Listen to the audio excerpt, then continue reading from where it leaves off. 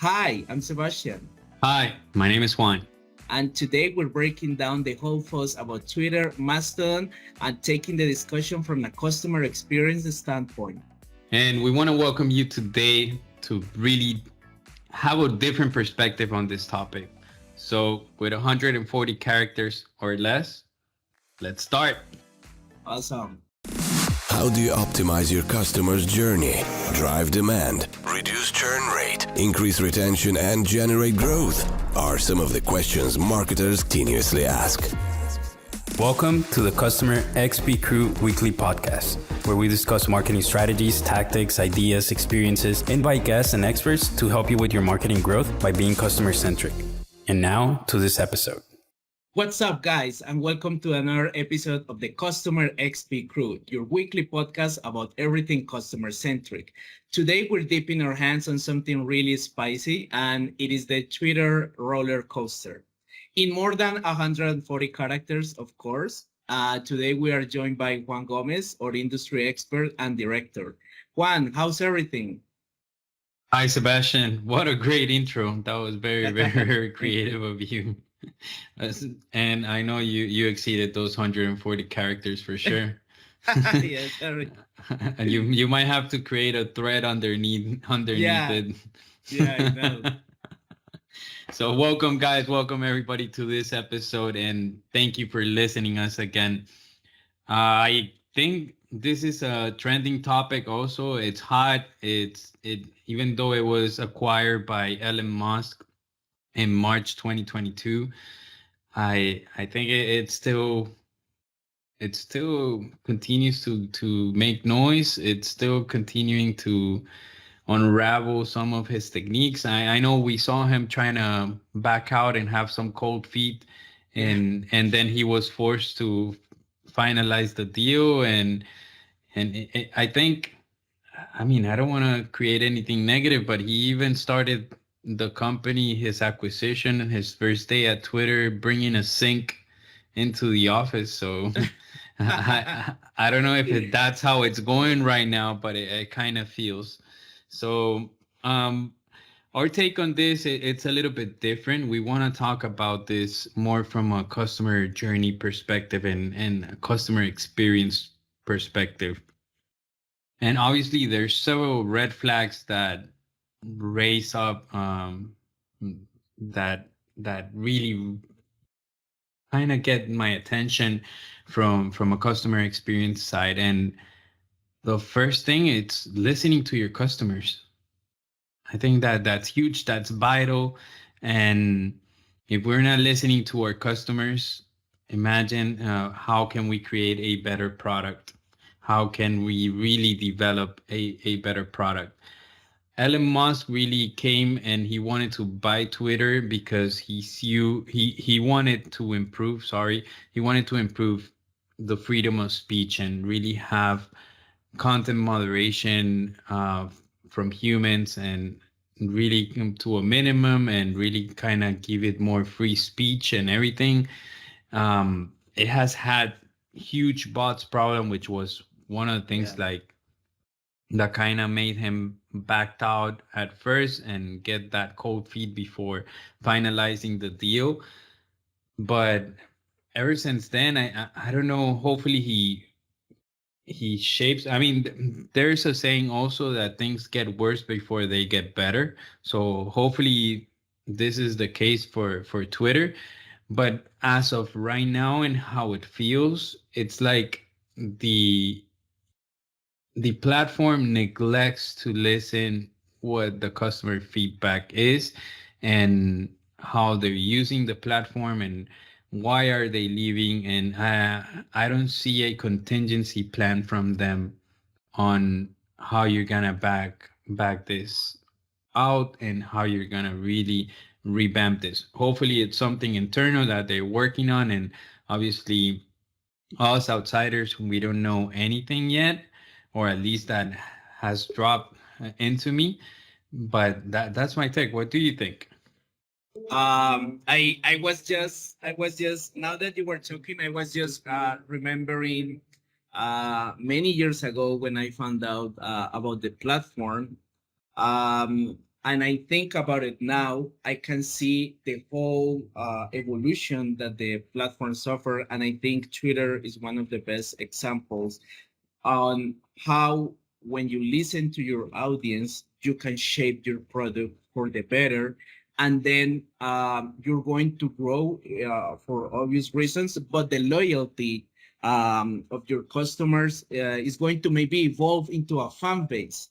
I remember back in the day when the platform was really basic, was just the tweets were everything, and it was just plain text. And eventually, it became more and more with multimedia. The algorithm got better. I mean, they listened to their customers every single time, and it also amazed me in the way that Twitter changed the way we consume news, for instance. Like back in the day, you used to go and look for your preferred newspaper websites or platforms with search engines to look for the latest news. And at some point in time, you just go into Twitter to find out what's hot and what's happening.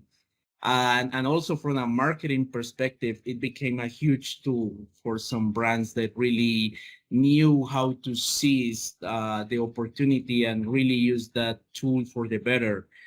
Some brands like Starbucks or Burger King, among others, they really knew how to impersonate their brand essence into a Twitter account and actually have a real conversation with customers, which I know is something that people really love, and that's why they used to go on Twitter.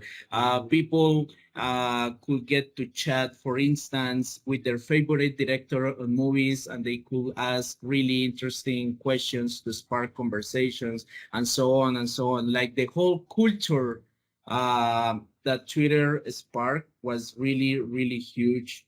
Um, so I hope that they really get to know how to put it back on track. Yeah, I think we all hope that. I think as a platform, like you mentioned, some brands like Starbucks, like Burger King, as you said, they use this platform as a means of creating better customer service and really helping their customers. And even like people would like post something negative about the brand, they will respond right away and make it right for the Exactly. customer. And it will turn from a negative to a positive for the brand. And it was a platform that really kind of sparked that because no other platform was was used this way. And Twitter somehow kind of became like a, for some, obviously for some brands, it became kind of a mechanism to improve their customer experience. So it was a way of creating communication channel where the audience felt heard, where they felt like the company really care about them, and kind of gave them that grasp of, hey, there's real humans behind it. Yeah. Now, again, from a customer experience perspective, one of Elon Musk's takeaways to make the Twitter profitable, the company profitable, was like, hey, what the heck? Let's sell the check mark The and make yes. it paid. Yes. I mean, and that went ballistic. It also paused for a time, and obviously they're making sure that the new plan, it's a little bit more the, I think it's called Twitter Paid Blue or something like that. Mm-hmm. Right now, and obviously it's a lot different than what it was when it just opened, where anybody just can get the blue ribbon. But it was like for you to subscribe for $8 a month, and this will give you that blue ribbon. So now they're trying to turn it into an experience and something with more perks. But at first it was just, hey, we give you a blue ribbon and that's it. And what happened is that now they could use and somebody came and I don't know, they wanted to put, I'll give you a real example. So they created an account that was called Tesla Real Account. and they tweeted something like, we're donating 10,000 vehicles to support the military in Ukraine. Yeah. Dot. And then on the same tweet underneath, it was hilarious. It said our cars are the most advanced explosive devices on the market. So and again, and this went for other types of brands. And again, I Yeah. mentioned this one because it goes also against Yes. Elon Yeah. Musk's company Tesla, but but a lot of other accounts started sparking with the blue ribbon and really created a havoc and some chaos, because there was another one that they said like, we are providing free insulin for a company that obviously does insulin for diabetes, and we're giving it out for free. And then people just started bombarding and getting all this and made this company a huge public relations ordeal, because now you have to control this type of communication, which is not real, but because it had a check mark, it kind of felt like it was real. So a lot of brands started to back out from this and not trust Twitter. So And from those, sorry, and Mhm. those are like remarkable examples, but imagine how many times this was replicated. So I guess the past few months have been really fun for HR and public relations people. Correct. And the thing right now is that Twitter is short staff. I mean, they laid off 75% of their workforce, and then there was a massive people just resigning. Yeah. So they this whole thing, it's like Twitter is understaffed right now. I don't, they might be hiring, obviously, but they don't, the employees that were there, they no longer trusted Yeah, the exactly. the company. So not even your internal customers trust your vision, and that's a real concern.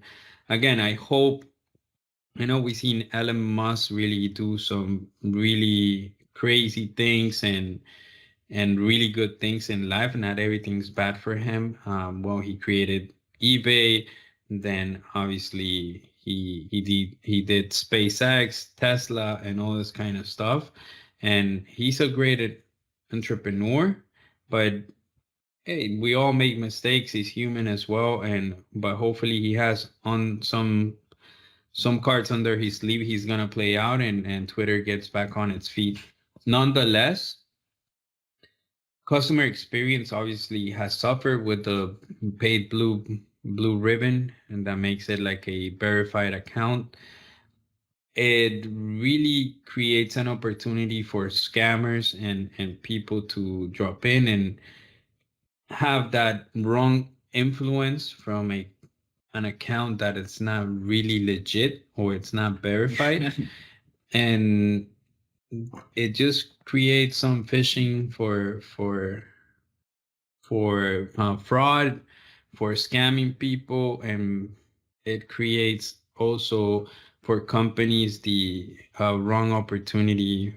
I mean, yeah, for all the scammers to really trick people, brainwash them, and take actions where it's gonna become either a crime or fraudulent or steal identities and all this kind of stuff that us as users and consumers don't want. So people are no longer trusting Twitter as much as they Yes. did. I don't think Mastodon will replace Twitter, because by the vision of Mastodon, they don't believe it. They don't believe it's a good platform to replicate. What they want is something that it's microblogging and really express your opinion. Obviously they saw this huge surge of users because of the fallout from Twitter, and they're still trying to accommodate, and but obviously there are some supporters behind this, and hopefully either this platform changes the landscape, because it's a great opportunity for them as they're getting traction from the fall that obviously Twitter is having, and hopefully they don't do the same. This is a completely open source platform. They work pretty much in launching little communities that are hosted by a brand, and all that kind of stuff, or a group or a community, whoever is the organizer, and that organizer creates some moderators, and those moderators are the ones that keep that specific community or that specific topic uh, without any of this other stuff that right now it's happening within Twitter. Now I was thinking about Elon, and because the buying thing decision started because Elon is a Twitter active user. I remember because at the beginning of the blue check mark thing, it cost $8. People were complaining, and he shared a meme of people like paying $8 for a coffee, and paying $8 for the blue check mark, and people start to whine and complain, and I think that got things just worse. So that move, like the blue check mark thing, I still cannot believe it. Sometimes I think it was more like a social experiment because of that freedom of speech thing. Like, okay, you complain that only celebrities or big names can have a blue check mark. Now everybody gets to have a blue check mark, but of course, it doesn't. It seems surreal. How could you not foresee that the scamming and all these fake Fishing. accounts and the phishing, like all these things were about to happen, especially when you are as smart as that guy. But I think it was maybe like an experiment and try to see like the user behavior and how would people behave with such. Now we know how it ended. So hopefully they start to take some measures on the subject, and it's really something to take care of, since Twitter represents about 26% more time viewing ads by users compared to the other social platforms. So that is a huge piece of data that needs to be kept in mind. And the analysis again of the user behavior was something that Twitter really enhanced. And Mm-hmm. for example, us marketeers, it's that how important data is. Correct. Correct. That again, from just looking at how it can impact your life is just crazy, because again, you're out there in the internet, and in a platform you used to trust, and all these things happen, and now scammers have the potential to trick your mind, because now they have that blue ribbon that before you used to know. Like if you followed an artist, you will know for sure that that was the artist you were speaking Exactly. to.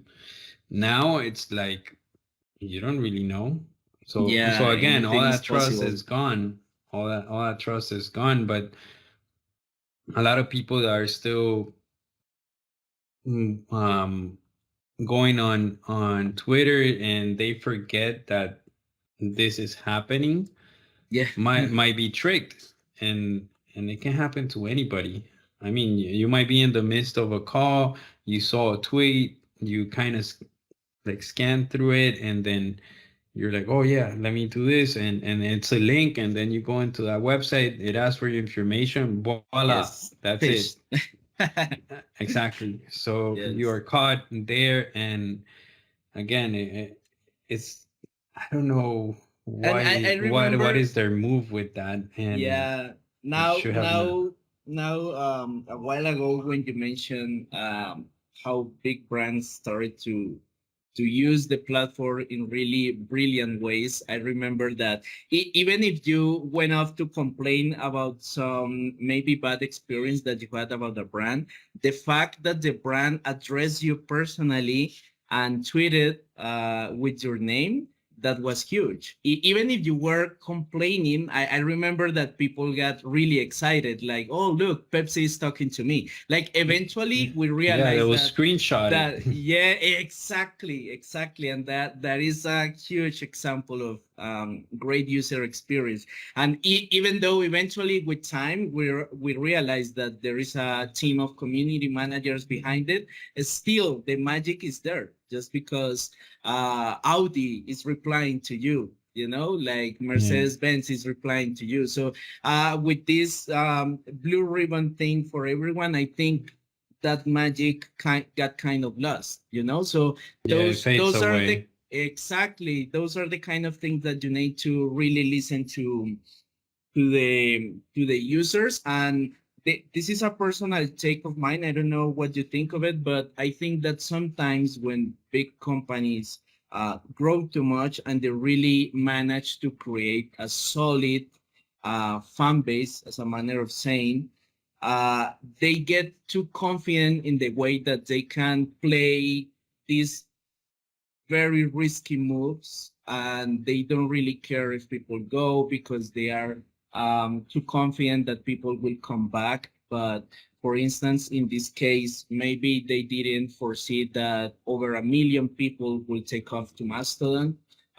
Some of them came back, but it definitely hurt the brand.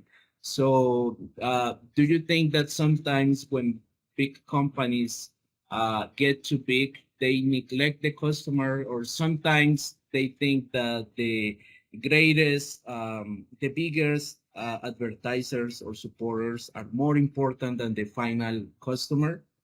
Because I think that sometimes that's the case, but people don't really want to know, you know? Correct. I think stakeholders should be taken into account. And what I mean, stakeholders, it's everybody from shareholders to customers to employees. Exactly. Um, right now, I think obviously with it's mostly driven by Musk's vision. Even like I said in the beginning, he had cold feet on the deal. Then he was forced into it because he had already kind of gone through it, and then it was stopped because it was being revised as a deal.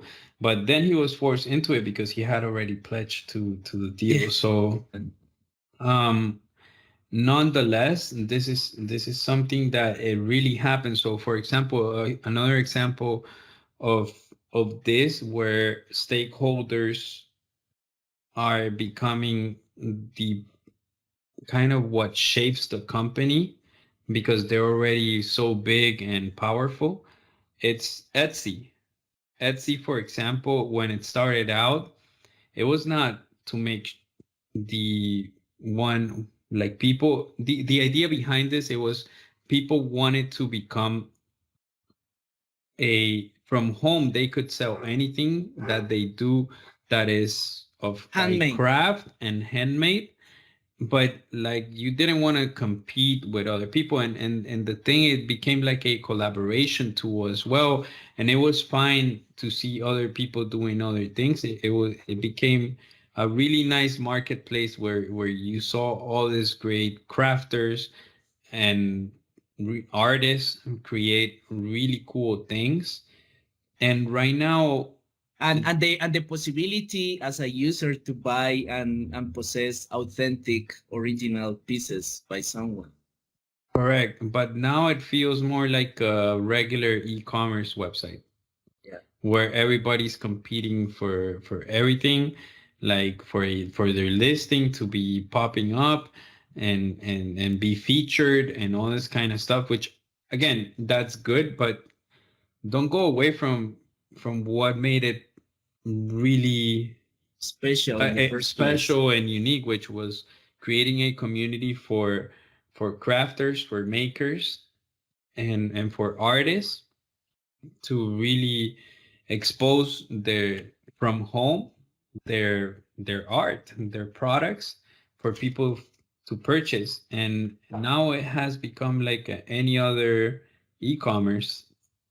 For me, it kind of feels like that. So um, and it has to go more because that's what shareholders want than what people want. So I mean, there has to be a compromise between shareholders and obviously The the users. the users, and come right in the middle, negotiate and come in the middle, so you can create solutions that are viable for both. Like they also make money, and if you listen to your customers, yeah, you might somehow like decrease the an opportunity for revenue, but you can make it up somewhere else, you know. uh, Exactly. Especially if you're that big, because you already have a brand, you already have all this other stuff. So just listen to them and see what else you could be doing. Like for example, Airbnb was one of the ones that listened, and people now use Airbnb experiences. I myself have used it. For example, I went to Mexico one time, to Oaxaca, and I really wanted to learn how to cook like authentic Mexican food and not go to a restaurant to do it. I went to a ranch from a Wow. local. I went to a ranch from a local who taught me from making the tortilla to making the spices, the sauce, like how to combine all this to do a really original Mexican taco. So again, they listen to their customers, and they not only provided now just hosting people for their stay, but now they also, the platform has enabled people create experiences. Anybody that wants to, I don't know, do tours, or like this lady, do cooking classes for people who come Wow. to Oaxaca, and she teaches you all this. So it's very, very, very cool. So Yeah, that platforms should have that kind of concern, and that's part of the product development. Like listen to your customers, find out what they want and build it. And obviously they're making revenue. They didn't give me for free the experience to true. go to see this wonderful lady teach me how to cook tacos. Obviously I had to pay for the experience.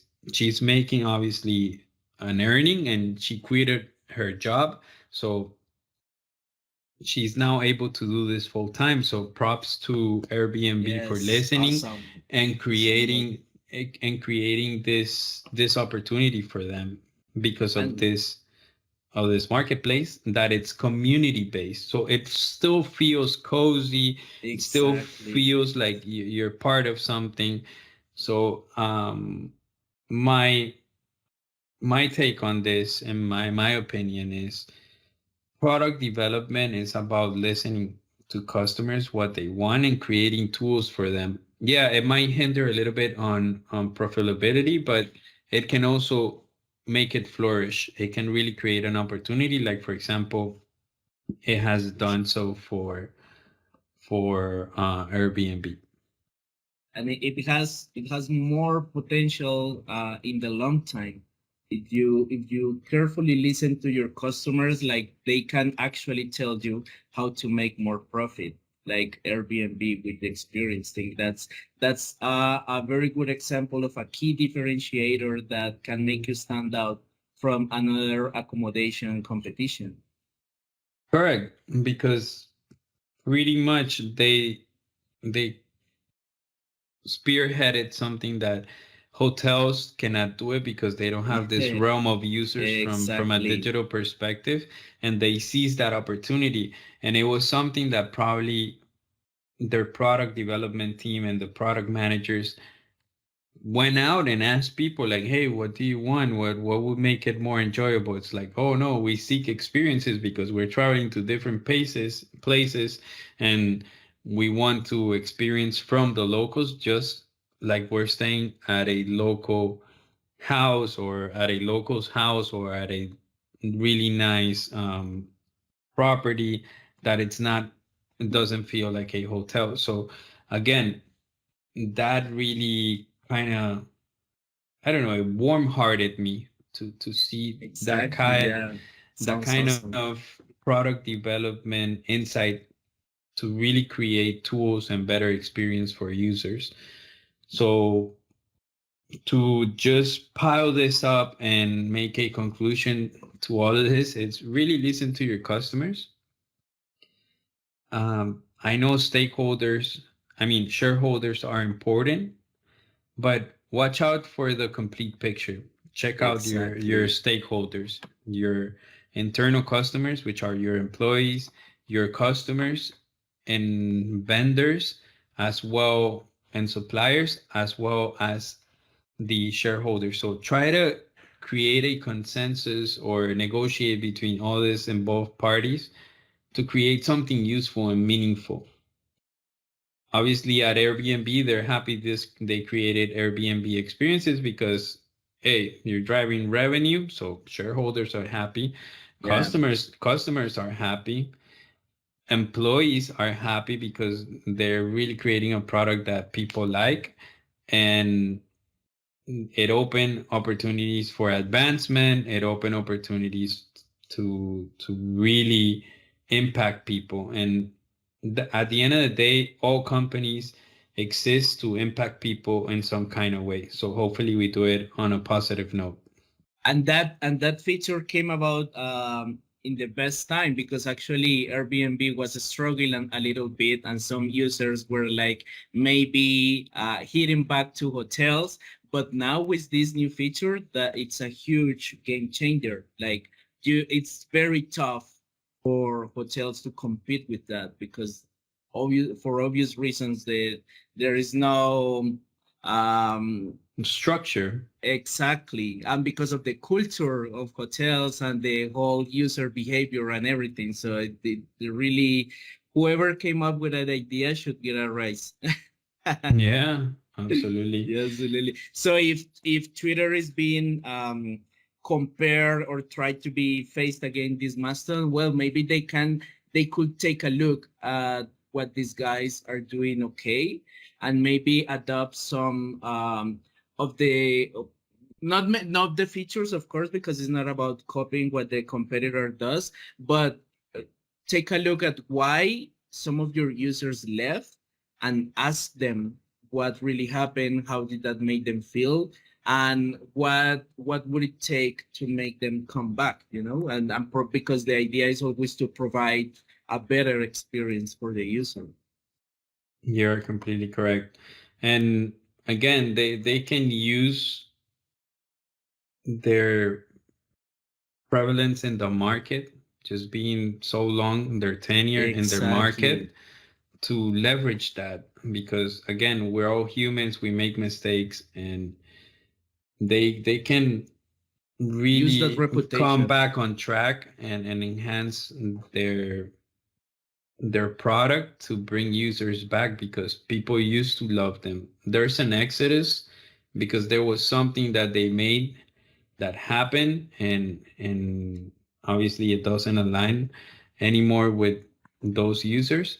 But if you get back on track and you create a better product, and again, I don't know if internally Twitter is doing this, and hopefully it is, we don't know, and we might be surprised in a few months if they come out with something really cool, and then we'll be talking, hey, it's the rebirth of Twitter. Yeah. And so Yeah. again, I don't like being like so dramatic about these headlines, because again, it happens in your organization, it Yeah. happens at a personal level. So I mean, everybody can make a mistake. Brands Yes. can make a mistake, but we're humans. So Yeah, and we as humans, we like second chances. correct. So they might come out as heroes. Hopefully they do because they had really something going there before. And hopefully they can amend those mistakes and start creating a product that really speaks to their customers and after listening to them and it draws them back. Yes, they could when they do this huge comeback, they could even change the mascot like the bird for a phoenix. Yes. The complete rebirth. Yes, I should pitch that idea. You should, you Patent should. pending. Well, Okay, and thank you very much. yes, that will be a wrap for today. Thank you so much, Juan, and thanks to all of our audience. Please remember, guys, that we are on the hottest podcast streaming platforms such as Spotify, Apple Music, and Google Play. And stay tuned for the next week episode of the Customer XP Crew. See you later, and bye-bye.